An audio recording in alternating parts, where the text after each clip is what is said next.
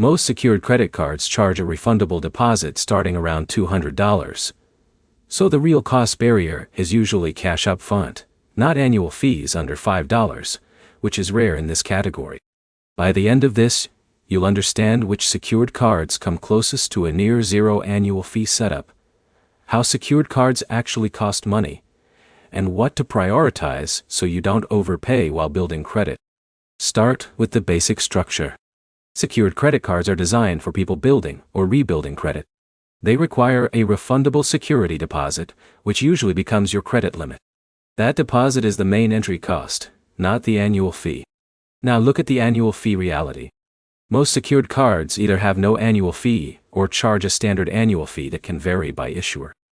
Cards with fees under $5 are extremely uncommon, so most comparisons come down to no annual fee versus paid annual fee, not ultra-low fee tiers. Next is the real cost driver. The security deposit is the biggest upfront cost. If you deposit $200, you are effectively using your own money as collateral until you close the account or upgrade the card. That money is not lost, but it is locked. Now look at interest. If you carry a balance month to month, interest applies to the remaining amount. That is where costs increase quickly, regardless of whether the card has an annual fee or not. Next is how secured cards differ in value. Some secured cards are designed purely for credit reporting and upgrades over time. Others add small perks like cashback or credit monitoring features. Those perks do not change the core cost structure. Now look at what cheap actually means here.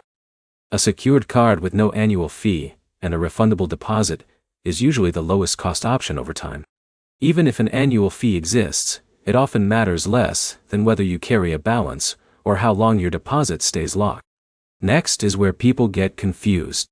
Many users focus only on annual fee numbers and ignore the deposit requirement. But the deposit is the real financial commitment that defines secured cards. Now, the key reality. The best secured cards are not the ones under a specific annual fee threshold. They are the ones with no annual fee, transparent deposit rules, and a clear path to upgrading into an unsecured card.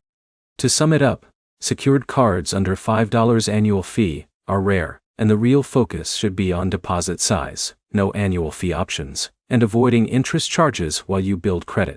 Next step is simple.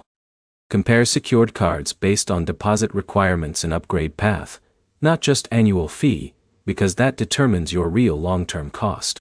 If this helped, like the video, subscribe for more credit building breakdowns, secured card comparisons, and simple guides that make credit easier to understand.